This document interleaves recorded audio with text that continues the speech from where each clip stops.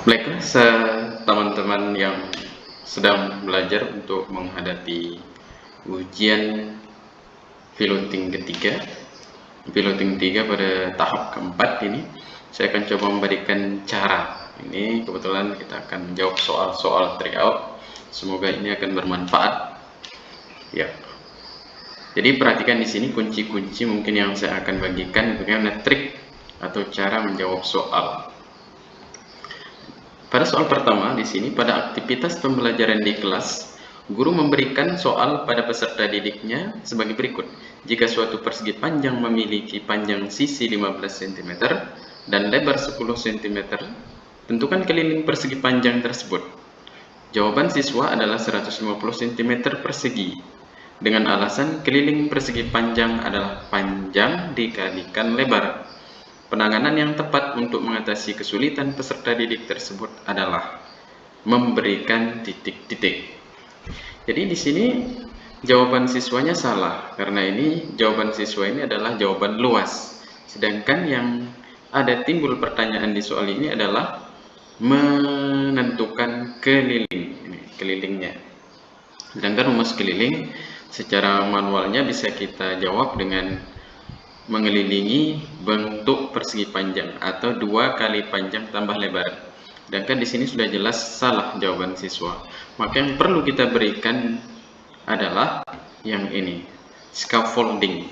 Karena siswa belum paham, maka scaffolding ini adalah kita menjelaskan secara detail lagi supaya peserta didik atau siswa itu benar-benar memahami bagaimana cara bagaimana cara menyelesaikan atau menentukan keliling sebuah persegi panjang. Jadi jawaban yang paling tepat adalah scaffolding. Bukan penjelasan ulang, salah. Pertanyaan pancingan, salah, karena siswa belum paham. Soal lebih sulit, apalagi ini salah. Hukuman pada peserta didik, tidak mungkin kita akan memberikan hukuman kepada peserta didik. Oke, kita lanjut ke soal berikutnya. Soal kedua. Seorang guru melakukan pembelajaran di kelas untuk membuat peserta didiknya kompeten. Nah, di sini ada kata kompeten tentang rumus luas segitiga. Untuk mencapai harapan tersebut, guru melakukan pengelolaan kelas yang berpusat pada peserta didik. Ingat, di sini adalah berpusat pada peserta didik. Pernyataan di bawah ini merupakan pengelolaan kelas yang berpusat pada peserta didik. Ya, jadi kita akan conteng lebih dari satu. Di sini ingat, berpusat pada peserta didik. Yang pertama di sini, guru membagi peserta didik menjadi 5 kelompok. Tiap kelompok diberikan soal menentukan luas segitiga. Setiap peserta diminta menyelesaikan soal yang diberikan. Setelah pekerjaan selesai, semua peserta didik diminta untuk mengumpulkan jawabannya. Berarti kalau hanya membagikan soal ke siswa itu bukan. Ingat, ini hanya dibagikan ke siswa kemudian disuruh mengumpulkan, salah. Yang kedua, guru membagi peserta didik menjadi 5 kelompok. Tiap kelompok diberikan soal menentukan luas segitiga. Setiap kelompok diberikan untuk berdiskusi menyelesaikan soal yang diberikan. Setelah diskusi selesai, salah satu kelompok diminta presentasi. Nah, di sini setiap kelompok terus dilibatkan sampai hasil presentasi. Berarti ini benar. Ditambah guru memberikan penguatan materi. Ini jawaban yang paling pas. Kemudian pilihan ketiga, guru menjelaskan rumus. Nah, ini kalau menjelaskan bukan ya. Pokoknya ini yang ketiga bukan ya. Yang keempat, guru membagi peserta didik menjadi kelompok. Menjadi 5 kelompok. Tiap kelompok diberikan lembar kerja menentukan luas segitiga. Nah, kalau ini kan berkaitan dengan kelompok. Kemudian setiap kelompok diminta berdiskusi. Nah, ini sudah jelas kegiatan siswa sendiri. Setelah diskusi selesai, satu kelompok diminta untuk presentasi. Nah, presentasikan. Kemudian terakhir guru memberikan penguatan. Nah, ini mirip dengan pilihan kedua, berarti ini juga benar. Yang ketiga, guru memberikan peserta didik bekerja secara berpasangan. Nah, ini juga artinya bekerja berpasangan ini berdiskusi untuk menentukan luas segitiga. Setelah selesai kerjasama, salah seorang peserta didik diminta untuk mempresentasikan. Nah, ini benar karena siswa yang terlibat langsung. Siswa lain diminta untuk memberikan tanggapan. Setelah presentasi selesai, guru memberikan penegasan. Nah, ini termasuk juga. Maka jawaban yang benar adalah jawaban kedua, keempat, kelima. Oke, semoga bisa dipahami. Karena kuncinya di sini adalah berdiskusi. Ketika berpusat pada peserta didik itu adalah berdiskusi antar siswa. Jadi guru itu hanya sebagai fasilitator.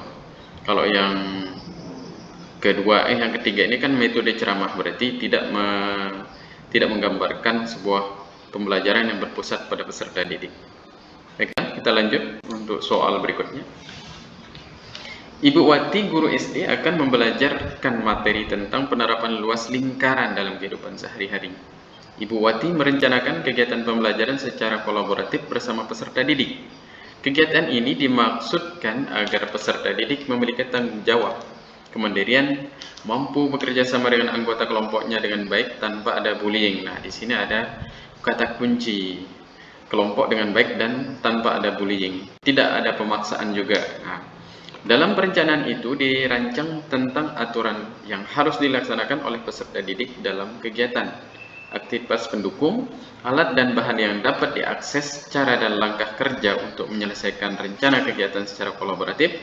Model pembelajaran yang dipraktekkan oleh Ibu Wati mencerminkan pemberian kesempatan. Nah, diberikan kesempatan pada peserta didik yang seperti apa ini? Yang pertama, merasa aman. Oke, ini bagus. Patuh melaksanakan ajaran agama, ya ini bagus tapi tidak sesuai dengan rencana pembelajaran. Menjadi pribadi yang jujur, bagus, tapi di sini adalah tentang tanpa ada paksaan, bullying dan lain-lain tadi. Kemudian serius dan sungguh-sungguh dalam belajar baik di kelas maupun di rumah, ya ini bagus tapi tidak terlalu tepat jawabannya. Menempatkan kepentingan orang lain di atas kepentingan pribadi, nah ini bukan ya. Berarti yang paling pas di sini ada, karena di sini kelompok dengan anggota kelompok harus kerjasama dengan baik, tanpa ada bullying dan tanpa ada paksaan. Berarti di sini merasa aman dan nyaman dalam pembelajaran. Oke, kita lanjut soal berikutnya. Seorang guru SD merancang desain pembelajaran matematika yang terstruktur sebagai berikut. Guru mengajak peserta didik mengamati gambar suatu segitiga yang berasal dari setengah persegi panjang. Oke, berarti fokus di sini adalah segitiga yang dibahas ini. Segitiga itu berasal dari segi panjang atau persegi panjang yang dibagi dua. Kemudian guru mengajak peserta didik untuk menemukan tinggi segitiga tersebut. Setelah tinggi segitiga ditemukan, guru mengajak peserta didik untuk membandingkan luas segitiga dan luas persegi panjang. Kegiatan pembelajaran yang dirancang guru tersebut bertujuan untuk menemukan. Nah, di sini adalah yang jadi inti kata kuncinya di sini adalah luas segitiga. Maka yang harus ditemukan di sini adalah rumus luas segitiga. Yang ini rumus persegi panjang salah, garis 3 salah, panjang 1 salah sisi salah, rumus luas segitiga. Nah, ini yang benar. Bukan rumus keliling, tapi rumus luas segitiga. Oke, lanjut. Seorang guru SD mengajar di sekolah yang di lingkungan sekitarnya adalah peternakan ikan yang diternak di kolam. Pada pertemuan yang akan datang, guru mengajak peserta didiknya belajar menentukan volume balok. Desain pembelajaran yang dilakukan guru tersebut yang sesuai dengan kondisi lingkungan peserta didik adalah, nah ini disesuaikan dengan lingkungan, sedangkan lingkungan belajar siswa ini adalah banyak peternak ikan. Maka yang paling tepat di sini adalah guru mengajak peserta didik belajar di luar mengamati kolam ikan. Ya, berarti di sini langsung ini sesuai keadaan lingkungan. Berarti yang paling tepat itu adalah yang A. Bukan guru menjelaskan, salah. Guru menampilkan slide, salah. Guru mengajak peserta didik berdiskusi saja, enggak, karena itu tidak sesuai dengan lingkungan. Guru mengajak peserta didik melihat tayangan video permainan, bukan. Jadi ini karena berkaitan dengan lingkungan sekitar, maka yang paling tepat adalah terjun langsung ke lingkungan sekitarnya. Oke, cukup. Yang berikutnya, tujuan pembelajaran yang ingin dicapai guru di SD Sukarya adalah peserta didik dapat menyebutkan contoh hak dan kewajiban warga negara dalam Undang-Undang Dasar Negara Republik Indonesia tahun 1945. Guru tersebut ingin menunjukkan, berarti ini menunjukkan contoh pelaksanaan hak dan kewajiban dalam kehidupan sehari-hari Media berbasis ICT yang cocok digunakan dalam pembelajaran tersebut adalah, nah, ini sebenarnya ICT ini adalah IT-nya ya, atau ICT kalau dalam bahasa Indonesia itu singkatan teknologi informasi. Kemudian kalau ini ICT ya tinggal bahasa Inggrisnya. Jadi yang berkaitan dengan dunia internet atau teknologi di sini yang mana? Yang paling pas adalah video. Tanpa kita harus memilih yang panjang lebar, kita sudah bisa menentukan ya model teknologi ya video. Kalau gambar saja tidak cukup. Bagian tentang hak dan kewajiban, apalagi bagian bukan infografis, bukan video yang menggambarkan. Nah, ini kita bisa melayangkan video, berarti ini termasuk ilmu teknologinya. Buku cerita bukan. Jadi yang paling pas itu adalah video yang menggambarkan pelaksanaan hak dan kewajiban. Lanjut, kita lanjut ke soal berikut. Rumusan tujuan pembelajaran berbunyi, melalui penggunaan media pembelajaran peserta didik dapat menentukan jaring-jaring balok, media yang tepat untuk mencapai tujuan tersebut. Nah, di sini menentukan jaring-jaring balok. Jaring-jaring balok yang paling pas di sini adalah yang pertama media presentasi. Nah, mungkin ini kurang pas karena presentasi berarti kita mempresentasikan hasil. Gambar berbagai jenis jaring-jaring. Kalau sekedar gambar ya bingung juga mana yang harus ditentukan. Mana yang merupakan jaring-jaring kubus, mana yang tidak, atau balok. Gambar berbagai jenis jaring-jaring balok. Salah juga ini. Kita disuruh memilih berarti akan bingung. Kerangka balok yang terbuat dari kawat. Nah, kurang pas juga karena yang paling pas itu harus menentukan jaring sisi-sisinya. Yang terakhir balok dari kertas yang dapat dibuka menentukan. Nah, ini baru yang pas. Balok kemudian atau kardus kita buka, baru akan kelihatan bagaimana bentuk jaring-jaring pada balok tersebut. Jadi yang paling pas adalah yang E.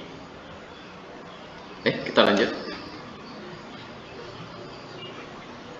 Seorang guru kelas 4 SD akan membelajarkan mata pembelajaran pendidikan Pancasila dengan tujuan pembelajaran peserta didik mampu menerapkan nilai Pancasila. Menerapkan, di sini ada kata kunci mampu menerapkan nilai Pancasila dalam kehidupan sehari-hari. Dalam rangka mencapai tujuan tersebut, guru mengembangkan media pembelajaran yang kreatif dan inovatif. Media yang cocok yang digunakan guru tersebut adalah, di sini agak peserta didik mampu menerapkan. Jadi kata menerapkan itu pasti akan berhubungan dengan kunci jawaban yang memiliki kata menunjukkan. Jadi kita tinggal pilih di sini nanti mana pilihan yang ada kata menunjukkan. Nah, di sini menggunakan video yang menunjukkan penerapan nilai Pancasila dalam kehidupan sehari-hari. Berarti yang paling tepat adalah yang ini. Karena kalau menerapkan itu pasti di pilihannya ada kata menunjukkan nanti. Apalagi dalam kehidupan sehari-hari. Ditambah lagi ini menggunakan video itu lebih pas ya. Jadi nilai poin apa namanya? Jadi di sini pilihan yang paling tepat adalah yang C. Kita lanjut. Seorang guru SD berharap peserta didiknya mampu menjelaskan dan membuktikan teorema Pythagoras, triple Pythagoras dalam salah satu langkah pembelajaran di kelas. Peserta didik diminta untuk menganalisis. Nah, menganalisis ini berarti sudah tingkat kritis ini. Menganalisis itu C4 atau kognitifnya ini kritis ini. Langkah-langkah pembuktian teorema Pythagoras dengan berbagai cara. Langkah pembelajaran tersebut ditunjukkan untuk menumbuhkan kemampuan berpikir. Nah, di sini ada kata menganalisis. Jadi kita cari yang kritis. Referentasi matematika, salah. Kreatif. Nah, kreatif itu berarti kita ya kreatif matematika. Kritis. Nah, di sini ada kata kunci kritis. Maka langsung saja jawaban yang paling tepat itu adalah kritis matematika. Kita lanjut. Seorang guru akan mengajarkan keterampilan menulis teks naratif. Keterampilan berarti. Tujuan pembelajarannya yaitu peserta didik menyampaikan gagasan dan imajinasi secara indah dan menarik dalam bentuk prosa dengan penggunaan kosakata secara kreatif. Berikut desain pembelajaran yang dirancang oleh guru tersebut. Guru menyediakan beberapa alternatif tema peserta didik, memilih satu tema. Peserta didik mengeksplorasi berbagai kosakata yang berkaitan dengan tema yang dipilih. Peserta didik menyusun kerangka teks narasi sesuai tema. peserta didik menggambarkan kerangka menjadi teks naratif utuh. Peserta didik melakukan file editing bersama rekan sejawat setelah teks naratif selesai. Untuk menstimulus, nah ini menstimulus kreatif peserta didik ketika menulis teks naratif sederhana. Strategi manakah yang dapat ditambahkan dalam desain pelajaran? Nah, kita menambahkan desain pelajaran di sini. Jadi yang paling tepat itu yang mana? Yang A, sebelum mengeksplorasi kosakata, peserta didik mendaftar peristiwa menarik di lingkungan sekitar untuk menjadi pilihan tema menulis. Nah, sedangkan di sini adalah menulis. Oke, bagus juga. Kita lanjut. Ketika melakukan file editing, peserta didik dianjurkan menggunakan daftar panduan checklist. Nah, ini kurang pas karena file editing sudah masuk. Pada saat mengembangkan kerangka hingga menjadi teks naratif, peserta didik memperhatikan unsur intrinsik bagi alur dan ilustrasi sebagai pelengkap. Nah, ini yang paling bagus ini. Karena apa? Pada saat mengembangkan kerangka hingga menjadi teks naratif, peserta didik memperhatikan unsur ini yang terpenting, unsur intrinsiknya. Jadi kuncinya adalah yang ini sebenarnya, yang C ya. Kalau kegiatan eksplorasi belum, karena ini masih dalam tugas atau masih dalam membentuk laporan. Kemudian ini proses editing, bukan. Jadi ini sudah masuk editing. Jadi yang paling tepat adalah yang harus ditambah itu saat mengembangkan kerangka hingga menjadi teks naratif, peserta didik memperhatikan unsur intrinsiknya. Oke? Jadi jawabannya yang C. Kita lanjut. Bu Rini, guru di SD, suka pintar merancang pembelajaran dengan kunjungan ke lingkungan sekitar sekolah. Peserta didik akan diajak mengamati tanaman di halaman sekolah yang dalam kondisi layu. Melihat fenomena tersebut, strategi yang tepat untuk melatih kemampuan menyelesaikan masalah dan berpikir kritis. Nah, di sini berpikir kritis tadi. Berpikir kritis itu berarti dari C4 sampai C6. C4 itu mulai menganalisis, berarti kita akan cari yang menganalisis dan ke atas. Mengidentifikasi, wah ini C1 ini. Membuat rencana masih C1, C2.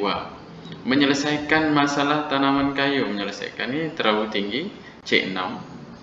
Menganalisis, nah ini menganalisis itu. Membuat satu kesimpulan, nah membuat satu kesimpulan masih C2 ya, berarti ini yang benar. Menganalisis solusi, menyuburkan kembali.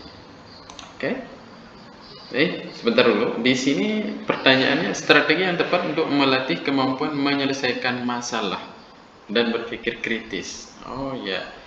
Maaf. Ini fenomena tersebut karena berarti kita harus mengidentifikasi masalah itu. Karena di sini ada masalah ya.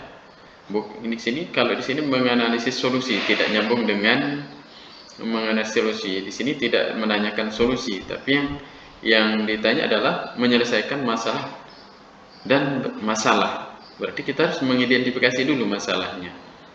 Oke? Jadi jawabannya adalah yang A. Seorang guru sedang mengajarkan keterampilan berbicara, peserta didik diminta untuk menceritakan kembali. Nah, ini ada kata kunci menceritakan kembali. Dari cerita atau kisah kelinci kecil dan burung pipit secara runtut dengan menggunakan kata-kata sendiri. Nah, ini bahasa sendiri. Selama proses belajar berlangsung, guru juga ingin memotret komentar peserta didik lain ketika teman sejawat bercerita di depan kelas. Asesmen yang sesuai, asesmen penilaiannya yang sesuai dengan kebutuhan guru tersebut adalah asesmen. Kita pilih. Antar teman, salah, tidak mungkin antar teman. Tertulis dengan soal pilihan ganda dan esai tentang cerita. Nah, ini kan tentang cerita yang dibahas ini. Atau kisah, berarti cerita, ini benar. Tertulis ya.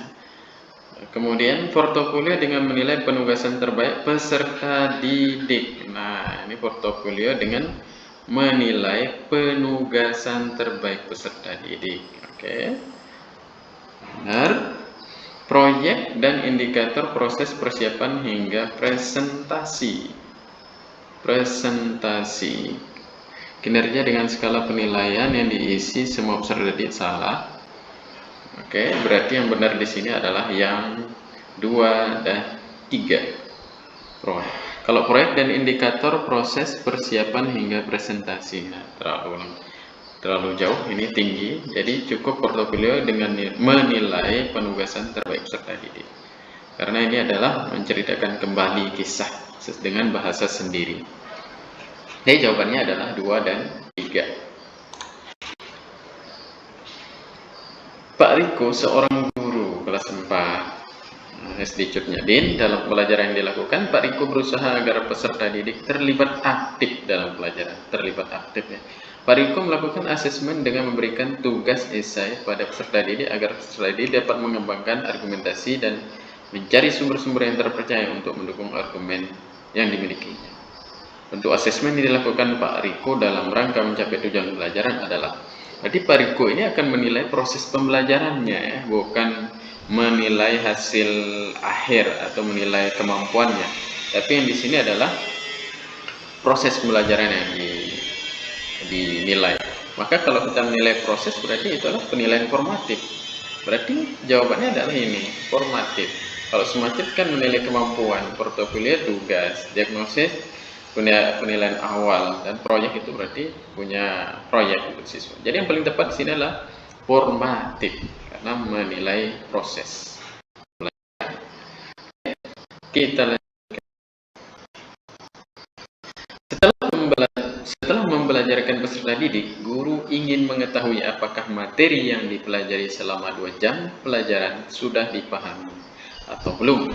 Cara yang paling objektif mengetahui pemahaman peserta didik pada saat pembelajaran berlangsung, yakni diberikan.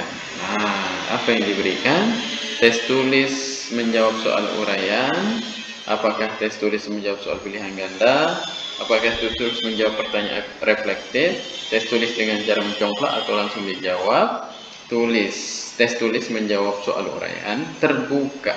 Manakah yang paling tepat? Tes tulis dengan cara mencongklak, langsung ditulis jawabannya. Jadi yang paling tepat ini, langsung dijawab. Kita berikan soal, langsung ditulis jawabannya untuk mengetahui tingkat pemahaman siswa yang telah kita lakukan selama 2 jam. Jadi ini yang paling pas ini. Kalau uraian nanti kan terlalu panjang lebar, pilihan ganda ya terlalu nanti ditebak-tebak. Jadi paling pas itu adalah langsung dijawab. Oke, lanjut ke soal berikut. Seorang guru sedang mengajarkan keterampilan berbicara dengan tujuan peserta didik dapat membaca suku kata yang diawali dengan huruf B. Setelah pelajaran selesai, sebagian besar peserta didik mencapai tujuan pembelajaran tersebut. Berdasarkan hasil tersebut, umpan balik yang tepat dari guru ke peserta didik adalah, nah, umpan baliknya ini. Jadi kita berikan umpan balik yang seperti apa? Menginformasi peserta didik untuk mengikuti, bukan, ini jauh dari materi. Menginformasi bahwa jawaban peserta didik benar atau salah, bukan, ini salah juga ini. Memotivasi peserta didik untuk mempelajari materi selanjutnya, ini benar, ini memotivasi, umpan balik. Kita cari kata-kata yang merupakan umpan balik di sini. Yang berikutnya, menambahkan alternatif strategi berbicara yang baik dan benar. Nah, ini menambahkan alternatif strategi berbicara. Salah ini, karena bukan umpan balik ini. Ini hanya sebagai apa istilahnya? Mengevaluasi, bukan umpan balik. Kalau ini memberikan apresiasi. Nah, ini baru benar. Kita apresiasi setelah memberikan istilahnya pelajaran untuk berikutnya, kita memberikan apresiasi dan pujian terhadap pencapaian. Oke, jadi yang benar tentang umpan balik ini adalah yang 3 dan 5.